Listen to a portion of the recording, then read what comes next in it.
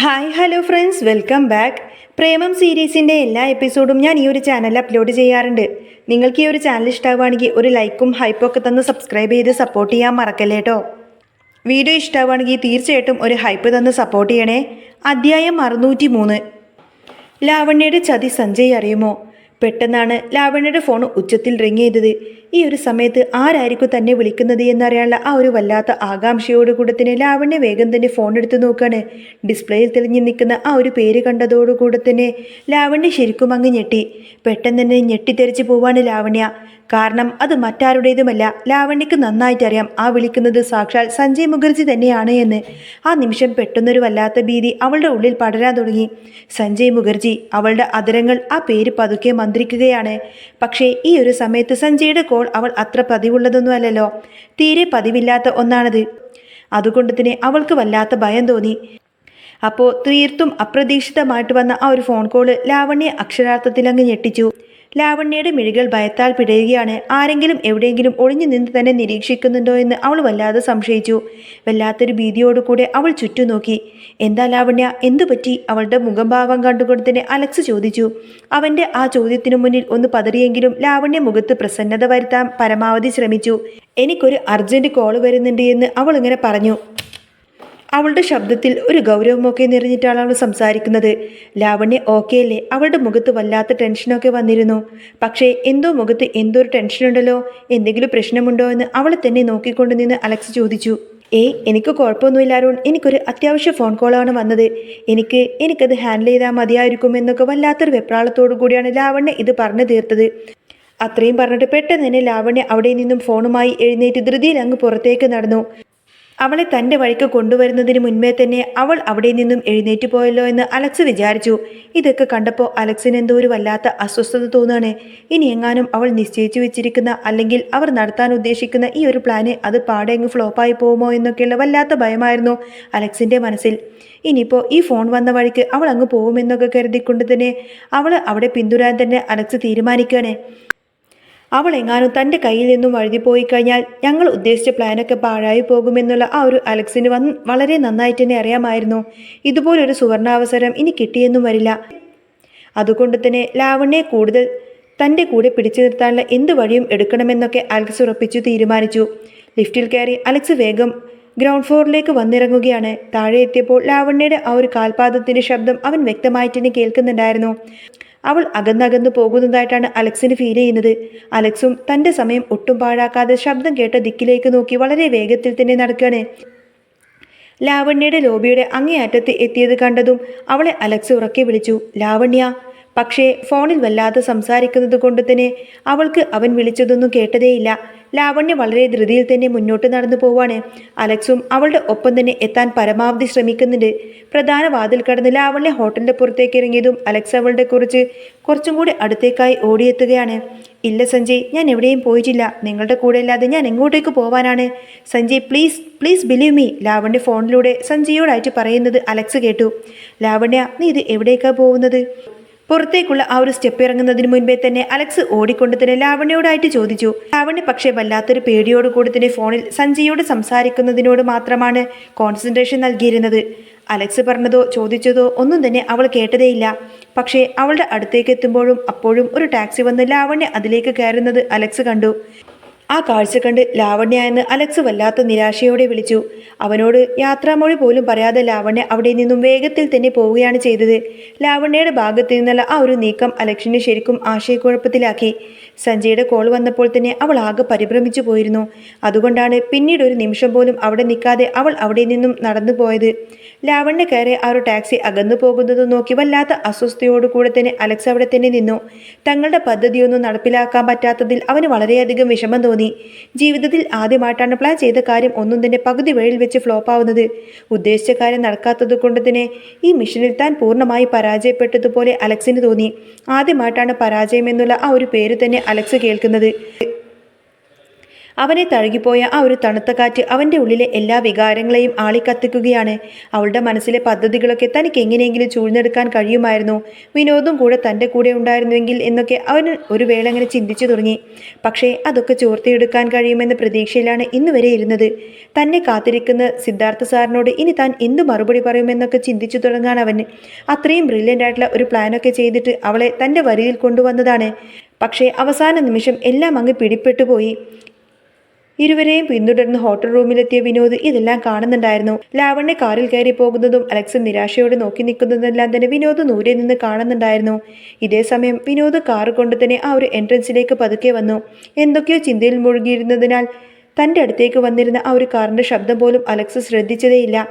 ഹെഡ്ലൈറ്റിൻ്റെ വെളിച്ചം കണ്ണിൽ തട്ടിയപ്പോഴാണ് അവൻ സ്വബോധത്തിലേക്ക് വന്നത്. അലക്സ് മുഖം ഉയർത്തി നോക്കിയപ്പോൾ തൻ്റെ അരികിൽ വിനോദിൻ്റെ കാറ് വന്ന് നിൽക്കുന്നു.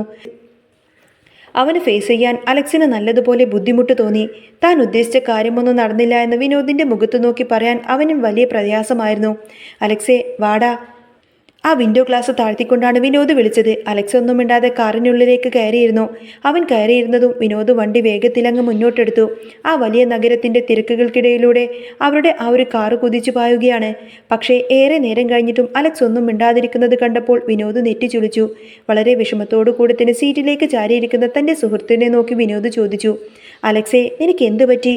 അങ്ങോട്ടേക്ക് പോയതുപോലെയല്ലോ നീ ഇപ്പോൾ തിരിച്ചു വന്നിരിക്കുന്നത്. ലാവണ്യ എന്താ നിന്റെ അടുത്ത് നിന്നും പെട്ടെന്ന് തന്നെ ഒന്നും പറയാതെ പോയി കളഞ്ഞത്?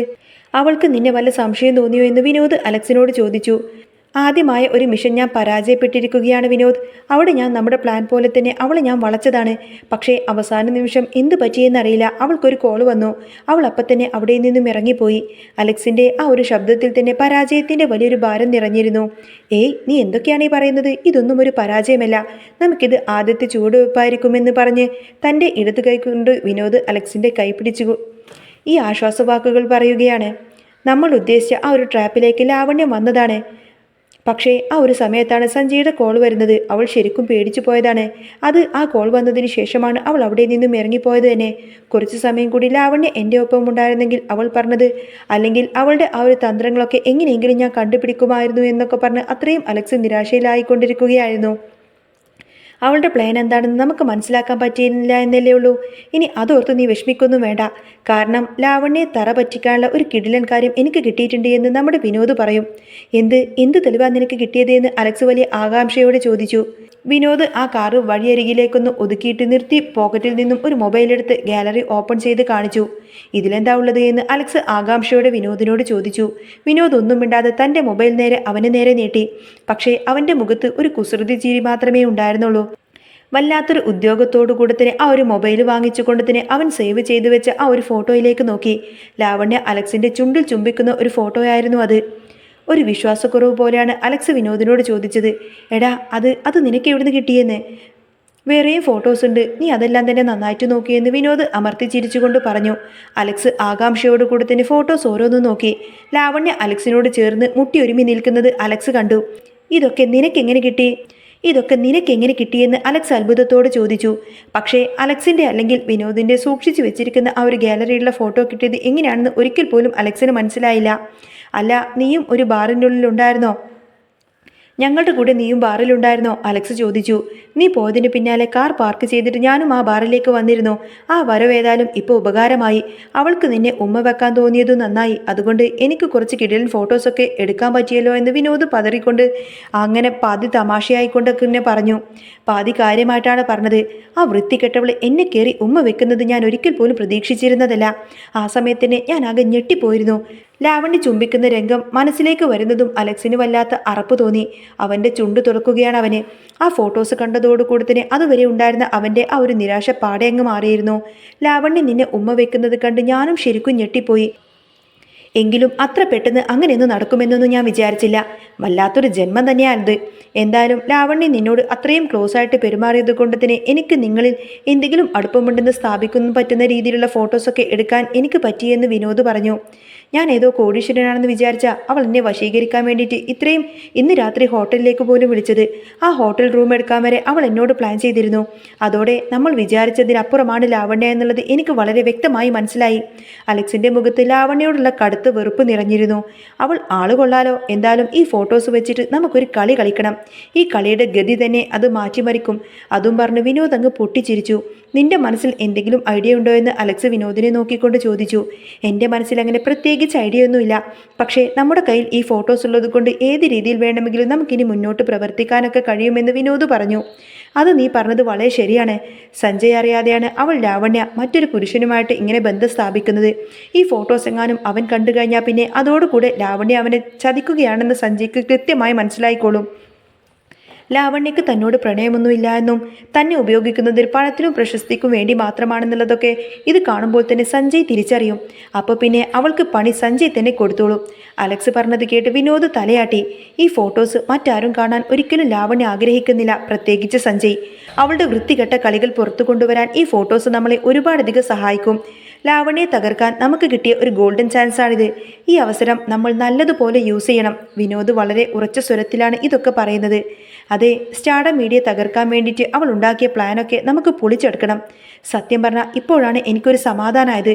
നീ ഫോട്ടോസൊക്കെ എടുത്തില്ലായിരുന്നെങ്കിൽ നമ്മുടെ ഇന്നത്തെ ഈ ഒരു പദ്ധതി ശരിക്കും അങ്ങ് കൊളായനെ. അവൻ നിറഞ്ഞ നന്ദിയോടെ വിനോദിനെ നോക്കിക്കൊണ്ട് പറഞ്ഞു.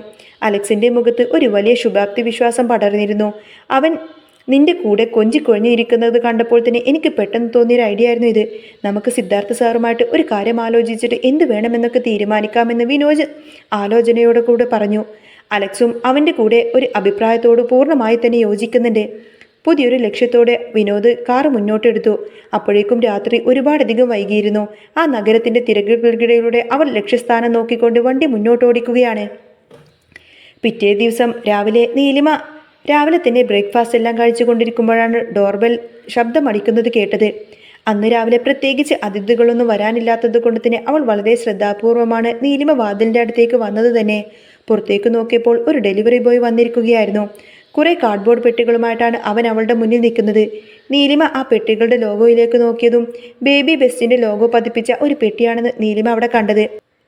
നീലിമ സിദ്ധാർത്ഥ നിങ്ങളാണോ എന്ന് തൻ്റെ കൈകളിലെ ഡീറ്റെയിൽസ് എല്ലാം പരിശോധിച്ചതിന് ശേഷം ഡെലിവറി ബോയ് നീലിമയോട് ചോദിച്ചു. അതെ, ഞാൻ തന്നെയാണ് നീലിമ സിദ്ധാർത്ഥ എന്ന് അവൾ മറുപടി പറഞ്ഞു. പക്ഷേ അവളുടെ മുന്നിൽ നീലിമയുടെ മുഖത്ത് ഒരു വല്ലാത്ത ആശയക്കുഴപ്പം നിറഞ്ഞു നിന്നു. ഇതൊക്കെ നിങ്ങൾക്കുള്ളതാണ്, അവൻ പറഞ്ഞു. പക്ഷേ ഈ അടുക്കി വെച്ച പെട്ടികളിലൊക്കെ നീലിമ വീണ്ടും വീണ്ടും നോക്കുകയാണ്. എന്തായിരിക്കും ഈ പെട്ടിയിലെന്ന് വലിയ ആകാംക്ഷയോടുകൂടെ ഓർത്തിരിക്കുമ്പോൾ ഡെലിവറി ബോയ് സൈൻ ചെയ്യാനുള്ള പേപ്പേഴ്സൊക്കെ നീലിമയ്ക്ക് നേരെ നീട്ടി. മാഡം, നിങ്ങൾ ഈ പേപ്പറിലൊന്ന് ഒപ്പിട്ട് തരണം എന്ന് ഡെലിവറി ബോയ് പറഞ്ഞു. അവൻ്റെ കയ്യിൽ നിന്നും ഒരു പേപ്പർ വാങ്ങിക്കൊണ്ട് തന്നെ അവൾ അതിൽ ഒപ്പിട്ട് കൊടുത്തു. എല്ലാം ഒപ്പിട്ട് കഴിഞ്ഞപ്പോൾ പെട്ടിയൊക്കെ എടുത്ത് നീലിമ അതൊരു സ്വീകരണ മുറിയിലേക്ക് എടുത്തുകൊണ്ട് പോയി. നീലിമ ആ പെട്ടിയിലുള്ള ഒരെണ്ണം എടുത്തുകൊണ്ട് തന്നെ ആകാംക്ഷയോടെ തുറന്നു നോക്കാൻ പോവാണ്. പക്ഷേ വല്ലാത്ത ആവേശത്തിൽ നീലിമ ശരിക്കും അങ്ങ് തുള്ളിച്ചാടാണ്. ആ പെട്ടി തുറന്ന സമയത്ത് തന്നെ അതിനുള്ളിൽ ഒരുപാടധികം കുഞ്ഞു അരവിൻ്റെ ഒരുപാടധികം ഫോട്ടോസും അതുപോലെ തന്നെ ടോയ്സും അങ്ങനെയുള്ള കുറേയധികം കാര്യങ്ങളൊക്കെ ആയിരുന്നു. താൻ ഇത് സ്വപ്നം കാണുകയാണോ ഇത് എന്നൊക്കെ അവൾ ഒരു നിമിഷമെന്ന് ആലോചിച്ചു പോയി. ആരവിൻ്റെ ഒരുപാടധികം ഫോട്ടോസും ആ ഒരു ടോയ്സ് എല്ലാം തന്നെ പതിപ്പിച്ചിരുന്നു. നീലിമ അതൊക്കെ വായിച്ചു. ജീവിതത്തിലെ മികച്ച തുടക്കത്തിനായി കുഞ്ഞിനെ ഏറ്റവും മികച്ച തന്നെ തിരഞ്ഞെടുക്കുക എന്നതായിരുന്നു അതിലെ ആ ഒരു ടാഗ് ലൈൻ. ആ ഒരു ടാഗ് ലൈൻ വായിച്ചതോടുകൂടി നീലിമ നിറഞ്ഞ സന്തോഷത്തോടു കൂടി തന്നെ അവളുടെ കണ്ണ് നിറച്ചു. വലിയ ആവേശത്തോടു കൂടി അവൾ അതൊക്കെ വായിച്ചു. തൻ്റെ കയ്യിലിരിക്കുന്ന കുഞ്ഞു കുപ്പിയിലുള്ള ആരവിൻ്റെ മുഖത്ത് അവളൊന്ന് സ്നേഹത്തോടെ ചുംബിക്കുകയാണ്. ബേബി പ്രൊഡക്ട്സ് ആണല്ലോ ആ പെട്ടി മുഴുവനുള്ളത്. തൻ്റെ മകൻ്റെ പുഞ്ചിരിക്കുന്ന ആ ഒരു മുഖം കണ്ട് നീലിമ വല്ലാതെ ആഹ്ലാദിച്ചു. ബേബി ബെസ്റ്റിൽ നിന്നും വന്ന ആ ഒരു സാധനങ്ങളൊക്കെ നോക്കി അവൾ സ്വയം മതിമറന്ന് നിൽക്കുമ്പോഴാണ് തൻ്റെ പിന്നിൽ ഒരു ശബ്ദം കേട്ട് നീലിമ പെട്ടെന്നങ്ങ് പിന്തിരിഞ്ഞു നോക്കിയത്. ആ ശബ്ദം കേട്ട് ശരിക്കും നീലിമ അങ്ങ് ഞെട്ടിപ്പോയി. എന്തായിരിക്കും ആ ശബ്ദം? ആരായിരിക്കും അവളെ പിന്നിൽ നിന്നും വിളിച്ചത്? അതൊക്കെ നമുക്കിനി അടുത്ത എപ്പിസോഡിൽ കേൾക്കാട്ടോ. നിങ്ങൾക്ക് ഈ ഒരു ചാനൽ ഇഷ്ടമാവുകയാണെങ്കിൽ ഒരു ലൈക്കും ഹൈപ്പൊക്കെ തന്ന് സബ്സ്ക്രൈബ് ചെയ്യണേ. വീഡിയോ മുഴുവനായി കണ്ടവരാണെങ്കിൽ വീഡിയോ കണ്ടതിന് ശേഷം നിങ്ങളുടെ അഭിപ്രായം എന്താണെങ്കിലും കമൻറ്റിലൂടെ അറിയിക്കാൻ മറക്കല്ലേട്ടോ. അപ്പോൾ ഇനി നെക്സ്റ്റ് വീഡിയോ ആയിട്ട് വരാം. ബൈ. പിന്നെ ഈ ഒരു ചാനലിൻ്റെ ഷോർട്ട് വീഡിയോസിലായിട്ട് നമുക്ക് ഒരുപാടധികം പ്രോഡക്റ്റ്സ് ഞാനിവിടെ ടാഗ് ചെയ്ത് കൊടുക്കാറുണ്ട്. അപ്പോൾ അതിൽ നിങ്ങൾക്ക് ഏതെങ്കിലും വാങ്ങിക്കണമെന്നെങ്കിൽ സ്ക്രീനിൽ ജസ്റ്റ് ഒന്ന് ടച്ച് ചെയ്തിട്ട് വാങ്ങിച്ചാൽ മതി കേട്ടോ. അപ്പോൾ ഓരോ ദിവസം വ്യത്യസ്തമായിട്ടുള്ള പ്രോഡക്റ്റ്സ് ആയിരിക്കും ഞാൻ റിവ്യൂ ചെയ്യുന്നത്. ഇനിയിപ്പോൾ അതെല്ലാം ലോങ് വീഡിയോ ആയിട്ട് തന്നെ ഞാൻ പ്രസൻറ്റ് ചെയ്യണമെന്നുണ്ടെങ്കിൽ നിങ്ങൾ ജസ്റ്റ് ഒന്ന് പറഞ്ഞാൽ മതി. അപ്പോൾ ഇനി നെക്സ്റ്റ് വീഡിയോ ആയിട്ട് കാണാം. ബൈ.